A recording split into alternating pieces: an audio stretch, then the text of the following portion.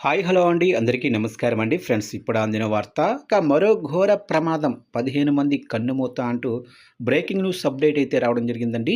అయితే ఇందుకు సంబంధించిన వివరాలు అయితే వీడియోలో తెలుసుకుందామండి. ఎక్కడ ఏం జరిగింది అనేది క్లారిటీగా తెలుసుకుందామండి. వీడియో పూర్తి వరకు చూడండి ఫ్రెండ్స్, అప్పుడే మనకి పూర్తి సమాచారం అయితే తెలుస్తుంది. లేట్ చేయకుండా టాపిక్లోకి వెళ్ళిపోదాము. ఇక ఆఫ్రికా దేశాల్లో ఒకటైన జింబాబ్వేలో ఘోరం జరిగింది. కరీబా సరస్సులో ఒక పడవ బోల్తా పడింది.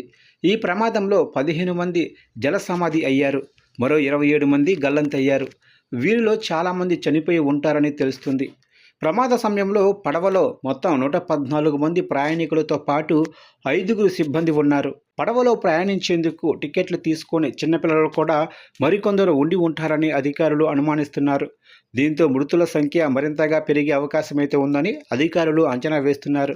సహాయక చర్యల కోసం హెలికాప్టర్లతో ప్రత్యేక బృందాలు రంగంలోకి దిగినట్లు అధికారులు వెల్లడించారు.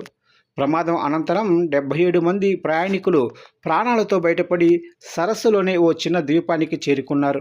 ఆ పడవ సామర్థ్యం 90 మందే అని, అంతకంటే ఎక్కువ మందిని ఎక్కించుకోవడంతో ఈ ప్రమాదం జరిగినట్లు భావిస్తున్నారు. కరీబా సరస్సు జింబాబ్వే, జాంబియా సరిహద్దుల్లో ఉంది. గ్రామీణ ప్రాంతాల ప్రజలు కరీబా పట్టణానికి వెళ్లేందుకు పడవలు ఉపయోగిస్తుంటారు.